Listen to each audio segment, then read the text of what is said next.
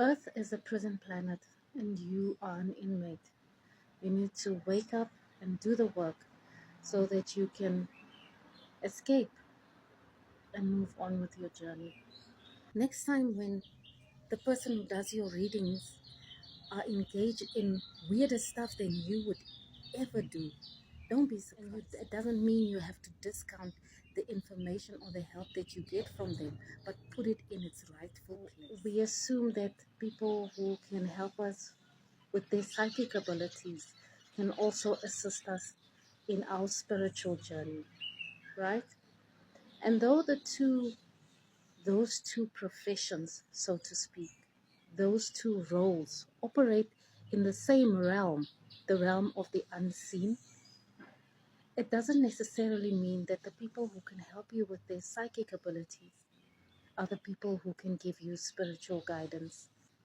That people become disillusioned with psychic practitioners when they seem to be spiritually less evolved than the people who they help. So a psychic practitioner, through the forces or the entities that they work with, have access to information that's not limited by time, by location, or even sometimes by dimension. They can see into other dimensions. And that's the information that the psychic taps into and then passes on to you. But understanding those forces, understanding yourself as an entity, as a force in your own right, that is where spirituality comes in. That you are a spirit and you need to understand that spirit and how the spirit world as a whole operates. That is where spiritual practitioners come in. When you look at what we gain from psychic practitioners, it can be helpful. It can be enlightening. It can be information that you use to advance yourself spiritually, right? Because psychic practitioners can give you information from a vantage point that you as a human being normally don't have access to. They have access to information that is not limited to a location or to time, basically. That's why they can see into the future, see into the past, see what other people are busy with, and see beyond your ability to perceive as a human being, right? And that information can be helpful. Yes, it can. But what often happens is that when we get a psychic reading, when we get psychic assistance, we tend to fall into the trap of self-reflection. That you get caught up in that information that you can get from the psychic, that you surrender your power now.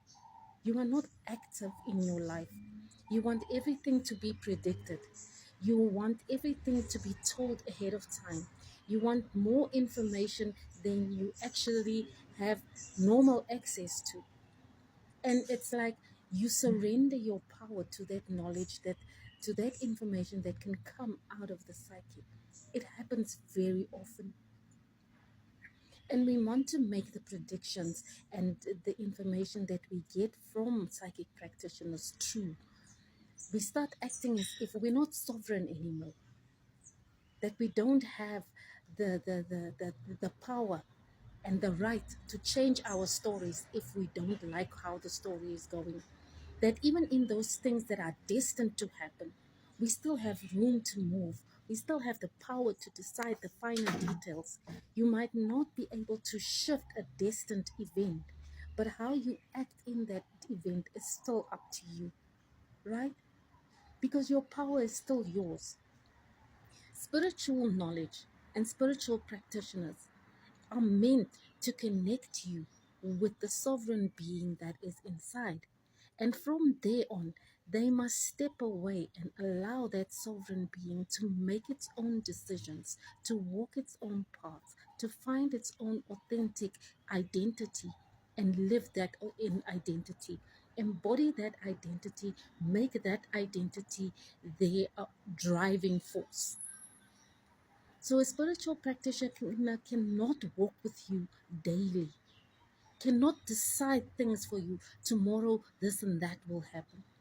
Well, today is still open for you to do so many things. Who says necessarily that tomorrow is carved in stone? Yes, we have our timelines. Yes, we have our destinies. Yes, we have our missions in life. But how we move in between those points of destiny, in between those missions, those things are open to us. And what we do in that space in between missions shapes and changes how we come into that mission once we arrive at that point. Now, once you're caught in the mirror of self-reflection, you become dependent on worldly events to determine what you are going to be about, to determine what you are going to do next. If we are on a trajectory to become gods and creators, to become interdimensional beings that are powerful enough to consciously exist in more than one place at one time, you cannot depend on a psychic reader to tell you what next year is going to be like. Yes, your actions, not only now, but your actions in the past, your actions in previous lives, they have an effect on where you're heading. But at any time and at all times, you can you can take a turn in a different direction if you so wish. And we shouldn't be disheartened and disappointed when we find out that psychic practitioners have no better clue of how to navigate life than you do. We shouldn't assume that psychic practitioners necessarily have the spiritual wisdom that they can apply to walk their path, to live their life in more evolved ways than the people who they serve. That's a leap of assumption that should be cancelled, right? Don't assume because somebody is a very good tarot reader or channeler or medium that this person necessarily has the wisdom to live in a more evolved way than their clients. But as a spiritual practitioner, you should have the knowledge, and true spiritual wisdom comes from application. So when you're speaking about spiritual wisdom, you're coming to talk about the things that you have experienced, the knowledge that you have applied so that it can turn into wisdom. So when we talk about psychic abilities as something separate from spiritual knowledge and spiritual abilities, you need to be able to draw the distinction that people who have access to psychic forces might not have the understanding of what those forces are and how they operate, right? Just because I can tap into something, just because I can use something, doesn't mean I understand how it works. I'm using this phone now, and I don't have a damn clue how this thing works. Does that mean that I cannot use it in a way that can assist somebody else? No. But if this phone starts breaking down, I need to go to somebody who has the technical knowledge to help me deal with any problems that I come across. And that is how we look now at our spirituality and how psychic practitioners are different from spiritual practitioners. Spiritual practitioners can help you fix the machinery of you,